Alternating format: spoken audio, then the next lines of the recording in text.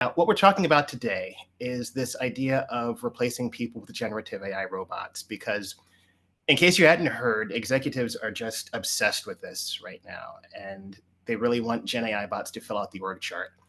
And they're so obsessed with this that some of them are issuing company-wide mandates to use AI and even firing people who don't go along with it. So it's kind of weird, and it is a bit extreme, but I'll let you know it's actually not completely out of line. I mean, the whole idea of automating work is as old as automation itself.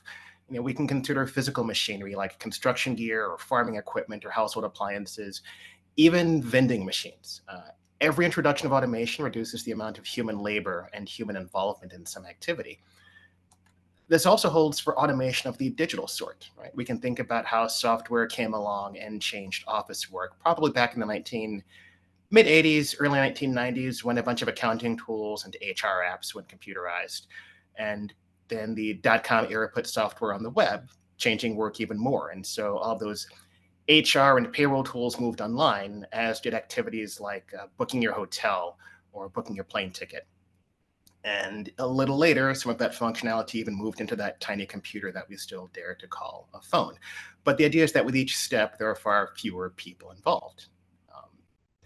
And these days, we mix software and physical machinery to create things like self-service kiosks or even warehouse robots, which will zoom around those big cavernous spaces, hunting for all of the things that you've ordered from your phone. And so my point being with all of it is sometimes machines actually do really good work. And as the economics shift to a certain point, they can be cheaper than hiring humans, and sometimes they can work longer hours. And there are also times when they can keep people out of harm's way.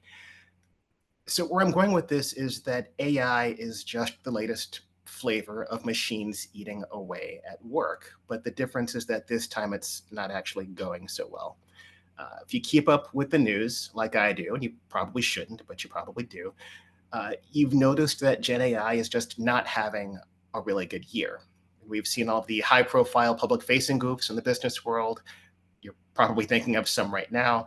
But beyond that, there are even deeper issues. I mean, the big one that we keep coming back to is that AI is wrong a lot more often than we'd like. And when I say wrong, I don't just mean in the sense that the bots emit incorrect statements. I mean that sometimes they're wrong because those statements are just wholly unacceptable and even unsettling.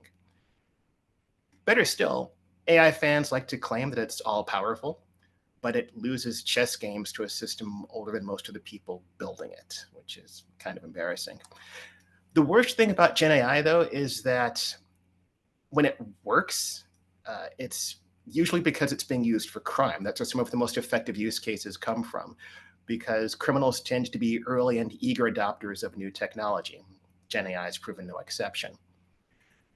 But the thing is, despite all of this, the executives are still interested in this Gen AI thing. So here, let me switch up the talk title a bit. So what we're going to talk about today is why Gen AI is causing you so many troubles at work, especially with your leadership chain, and what you can do about it. But I should probably take a minute to explain a little bit more about who I am so this talk makes more sense. I've been in this data field since the early days. I think Randy and I started around the same time. We were part of that early cohort that came up in the days of like predictive analytics and big data, like right before this data science thing really started to take off. And in that time, I've done everything from analyzing data sets to building models to developing strategy and use cases, and even explaining this whole AI thing to executives. And so these days, a lot of my consulting work centers on helping companies make the most of their investment in AI. And relevant for today, part of that involves surfacing use cases and performing assessments like due diligence, that kind of thing. So I've developed a pretty good idea for where AI fits in a company. And that's why it's been so painful to read about companies deploying Gen AI where it is so clearly not a fit, or where it's not ready for prime time, or where they haven't really established the proper testing and safeguards. Let's walk through some examples. And what you'll see here is that all of these make sense on the surface, but once you get down to it, it falls apart, right? So the first one here is customer service. And customer service, it's been the holy grail of Gen AI because everyone wants to replace these legions of call center employees with bots. And the thing with customer service is that it's a thankless job for those doing it. Right? It's difficult for customers who experience these long wait times. And it can be expensive, I should say, for companies to staff it. And so this looks like the perfect use case to use AI because everybody wins. But as we can see here, it's not quite ready. Therapy is another use case that comes along when it comes to GenAI, and we can imagine how this might be appealing, right? Imagine any person being able to get the emotional support or guidance that they need to help them through some difficult times, especially when those topics might feel too sensitive or embarrassing to discuss with another human being. But as we can see here, the bots really aren't there yet. I mean, the bots speak with accuracy, or they speak with confidence, but not with accuracy, which is kind of messy. So from there, you might wonder, well, what about bots giving out medical advice? Maybe that's better than therapy. And I would say, no. That's all I have to say about that. It's just a big fat no. Another fun use case that's come out of GenAI is summarizing text. Companies are just in love with this, and I'm not really sure why, because heaven forbid we actually read anything as the writer intended. But GenAI summarization isn't working out so well either. Late last year, you may have seen these headlines where Apple caught some much-deserved flack because its AI system absolutely mangled some news headlines.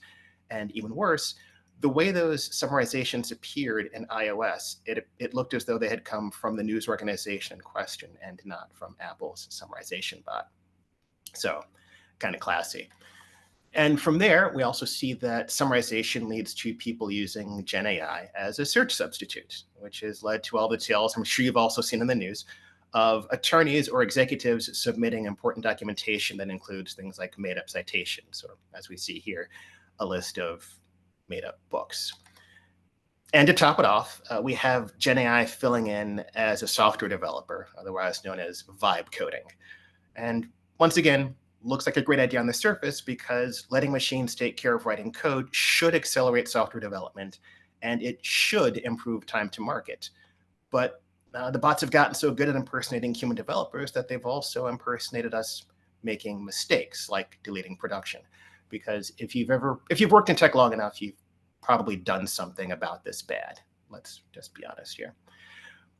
Now, the thing is, despite everything I've just said, and all the other flops that I haven't mentioned, companies really, really want this GenAI thing to work. And they love it so much that even when it goofs up, they just hire more people to clean up after it. They really want it to work. And so you might wonder, well, are the executives who are pushing for AI, are they just being foolish? And I would say, not really. A big part of my job involves talking to people in leadership roles. And so I'm able to see a lot of technical issues from their perspective. It's taught me a lot. And I can assure you that for the most part, your executive team, it's actually pretty smart. These are people who are doing their job and they're behaving rationally. Look at it this way. An executive's entire job is to make decisions. Right? Some of those decisions are pretty basic and unexciting, like we need to buy more parts so we can build more of our widgets or that kind of thing. Other decisions point to a hazier future, the sort of thing where maybe it works out, maybe it doesn't. And we can call that investing or placing a bet, or I prefer to call it risk-taking. I mean, not so much risk in the sense of it's always dangerous, but risk in the sense of the outcome isn't guaranteed. Now, risk-taking isn't necessarily a bad thing either, because if you do your homework and you go in eyes wide open, you stand a much better chance of understanding your risk-reward trade-off. And that trade-off is very simple. It is, in exchange for doing something that might harm me, I might also derive some kind of benefit. This is kind of a delicate balance for your executive team because if they don't take any risks, they have no shot at reward. But if they take too many risks and of the wrong kind, then they stand a chance of ruin. And all this goes back to what I said about behaving rationally, right? They see all of the headlines about companies adopting GenAI, and they see all of this, the success stories and all the cost cutting, and they figure, I want that too. And in a way, if you read all these headlines from their perspective, they'd kind of be foolish to not try it, right? The problem is that their risk calculus is way off. They see AI as we pay for implementation, which is the left-hand side here, and over time we get awesomeness, which is on the right-hand side. And they think that the investment side, just paying for that implementation, is very small, and that the right-hand side is very large. And so they figure, okay, this is a very strong return on investment, or ROI, when it comes to generative AI. And the thing is, this view isn't wrong, it's just incomplete.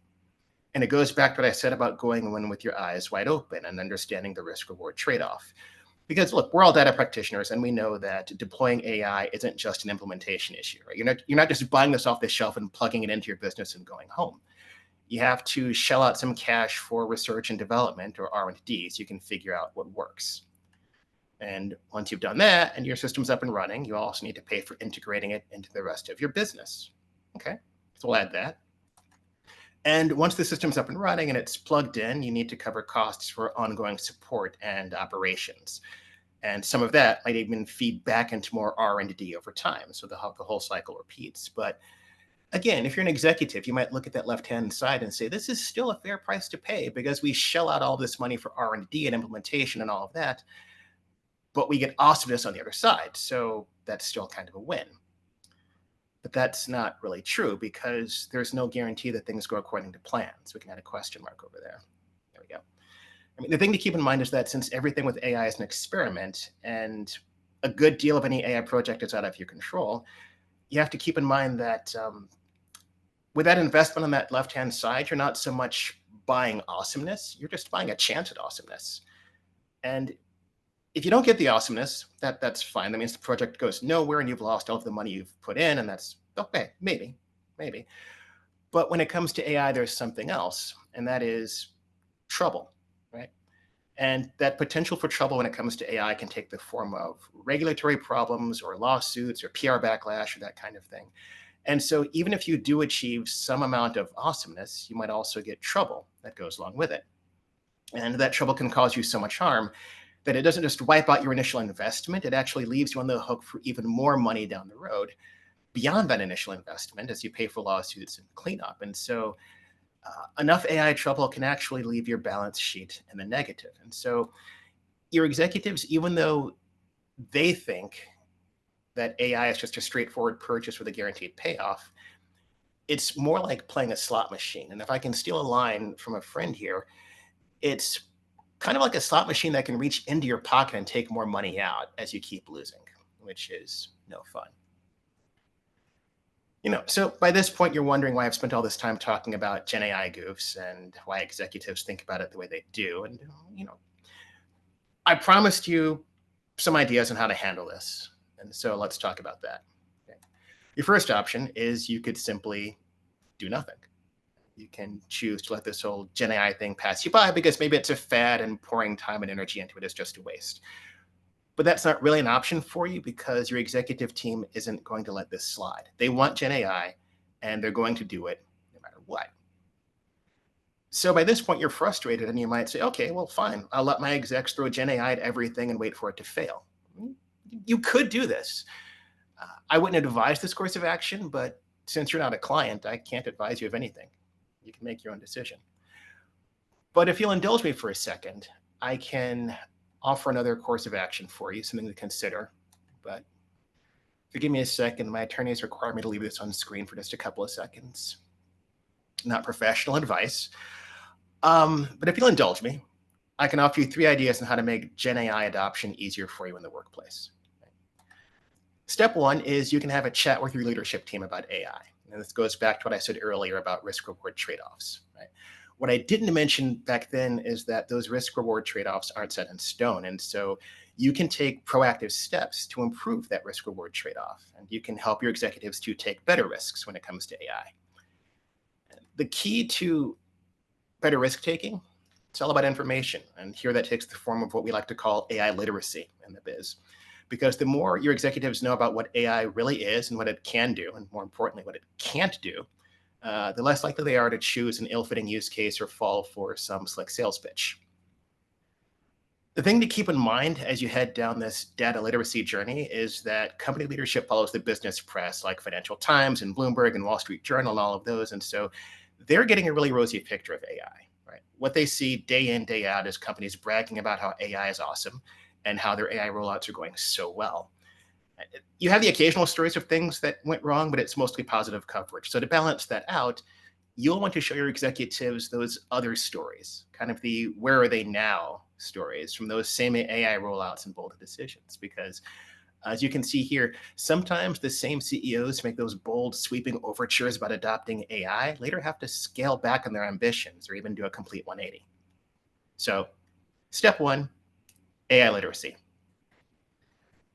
Step two takes us back to this image right here because it's time for more conversation. And now it's your turn to listen to your executive team because this may sound weird, but believe it or not, sometimes they actually know that AI is just silly. But they need to throw LLMs at everything anyway because that's what their investors or shareholders or board are hounding them to do. So you, as an AI professional, can help them out. You can help them find valid use cases. And the cool thing is that if you do that, they can then turn around and tell the board that they have the company's best AI minds looking into the problem. So it's a win-win. And when you're helping them look for those use cases, you can point them in the right direction.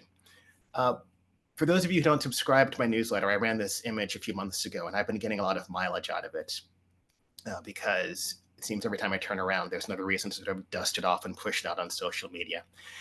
The idea is that if you want to win at AI, you want to aim for that upper right-hand quadrant. All right, that is perfection because that's where the machines do the job well, and people hate doing it. And if you focus your AI efforts there, people will be happy for you, and you won't get any resistance. What really blows my mind is that a lot of companies love to stay in that bottom left-hand quadrant where the machines do it poorly and people like doing the work. And I just have to let you know, if you want to win at AI, that bottom left-hand quadrant is a no-win space. So just stay out of there. You'll be fine.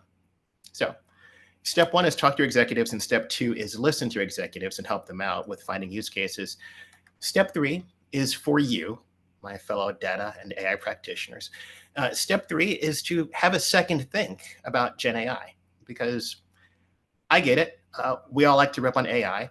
Even I do it, and it's part of my job. But the thing is, AI's well-deserved bad rap happens because it's often misused, and it's often misused because companies insist on cramming it into jobs for which it's just wholly unfit.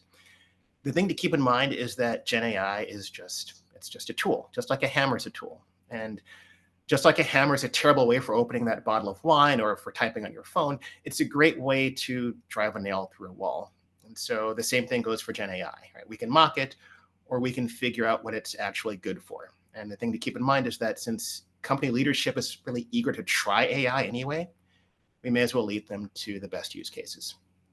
And I've actually found a couple. So the first one, you've probably seen this in making the rounds. People have been using generative AI to create videos of rabbits bouncing on a trampoline. And this is just fun. I think the world needs more of this. So if you're using GenAI to create videos of bunnies bouncing around, you're kind of winning. And also for my own adventures, I've had some luck getting GenAI bots to create fortunes for fortune cookies. So there you go. I've just handed you two valid use cases for GenAI, and I'm sure there are others, so we can go find them. I think that's my time. I think we have a few minutes left for questions. But before we begin, I'll just let you know, I realize since this talk is being recorded, some people might be shy about posing questions in the public forum. So if you'd rather ask me questions offline, the QR code there will take you to my website, and we can talk that way. Otherwise, Randy, I think I'm at the 20-minute mark. Should we take some questions? Yep, you're on the dot. Though there aren't many questions. I'll give people a second to write something in. I will take comments in terms of questions before this talk because a lot of us probably have opinions. Oh, I'm sure they do. Let's hear the opinions even. This doesn't have to be all about me. Exactly. That's it. There are some people who are just saying all sorts of things, and it's hard to mentally sort them. Though some people were talking about how playing with vibe coding workshop and Claude suggested using rm-rf/ to fix some bugs. I mean, it'll get rid of the bugs. Technically, I mean, it's kind of like backing up to dev null. It's really fast, but restores are kind of painful. That's fine. Yeah. Can't have bugs if there's no operating system, right? Look at it this way. Look, if you want to get rid of technical debt, get rid of tech. Get rid of the tech. Yeah.